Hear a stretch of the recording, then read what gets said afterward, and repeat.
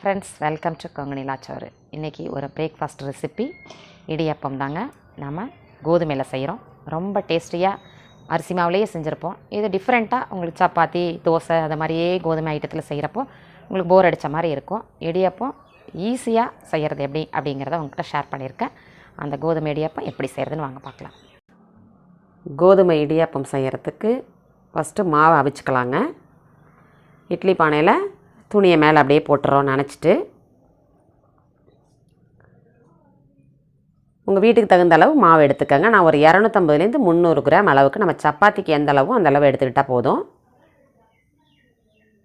மாவை அப்படியே ட்ரையாகவே எடுத்து மேலே அப்படியே பரப்பி விட்ட மாதிரி விட்டுடுறோம். அப்படியே மூடிட்டு ஒரு 10 நிமிஷம் வேகிற வரைக்கும் வெயிட் பண்ணலாங்க.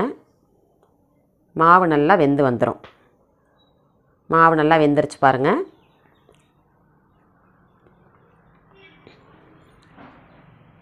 மற்ற இடியப்பத்துக்கும் இதுக்கும் நல்லா டேஸ்ட்டாக இருக்குங்க. இதை அப்படியே ஒரு பிளேட்டுக்கு ட்ரான்ஸ்ஃபர் பண்ணிக்கிறோம்.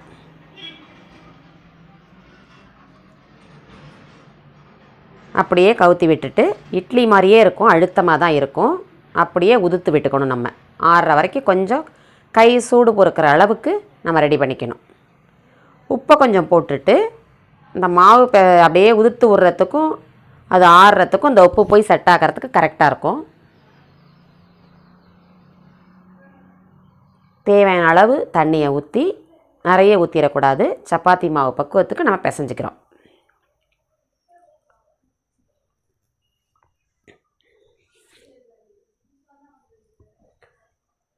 ஒரு ஸ்பூன் எண்ணெயை விட்டுட்டு கையில் நல்லா ஒட்டாமல் இருக்கும்.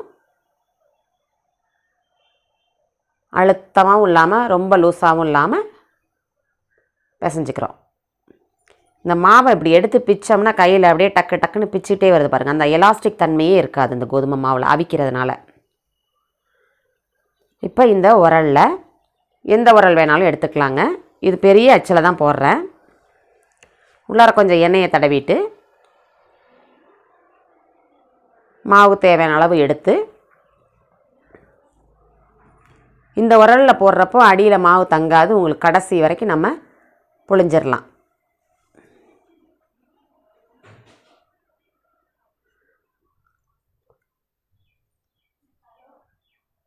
லேசாக ப்ரெஸ் பண்ணால் பாருங்கள், மாவு அப்படியே வந்துட்டு பாருங்கள்.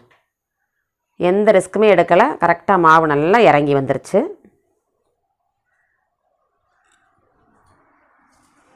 இப்போ தண்ணி சுட்டதுக்கப்புறமா அப்படியே புழிஞ்சு விட்டுக்கிறோம். இதை குழந்தைங்களுக்கு மேகி மாதிரியோ இடியப்பம் மாதிரியோ அப்படியே உதுத்து விட்டு உப்புமா மாதிரி அப்படியே தாளித்து கொடுத்துக்கலாம். இதை ஒரு 7 நிமிஷத்துலேருந்து 10 நிமிஷம் வரைக்கும் வேக வச்சிட்டோம்னா நமக்கு ரெடி. இது அடுத்தது நம்ம இடியப்பம் மெல்லிசான கண் இருக்குது பாருங்கள், அதில் போட்டுக்கிறோம்.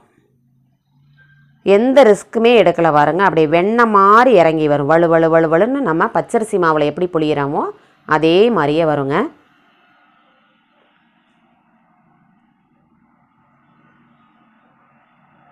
ஒரு துணியோடு அப்படியே ஒன்றோட ஒன்று ஒட்டாமல் ஒரு 10 நிமிஷம் வேக விட்டுக்கலாம். இடியப்பம் கலர் நல்லா மாறி வந்துருச்சு.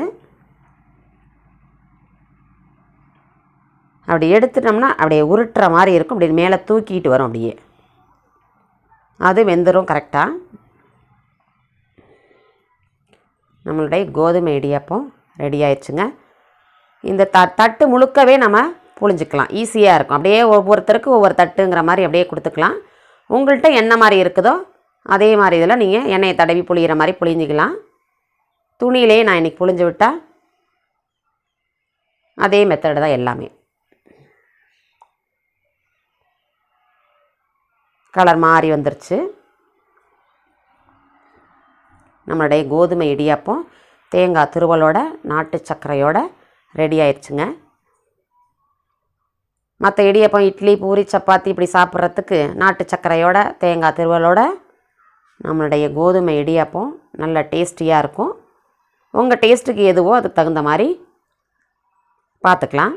என்னோடய வீடியோவுக்கு லைக் பண்ணுங்கள். நான் எல்லாமே ஹெல்தியான ஐட்டம்ஸ் தான் போடுறேன். சப்ஸ்கிரைப் பண்ணி வச்சிட்டிங்கன்னா உங்களுக்கும் யூஸ்ஃபுல்லாக இருக்கும், மற்றவங்களுக்கும் யூஸ்ஃபுல்லாக இருக்கும். நெக்ஸ்ட் ஒரு வீடியோவில் பார்க்கலாங்க.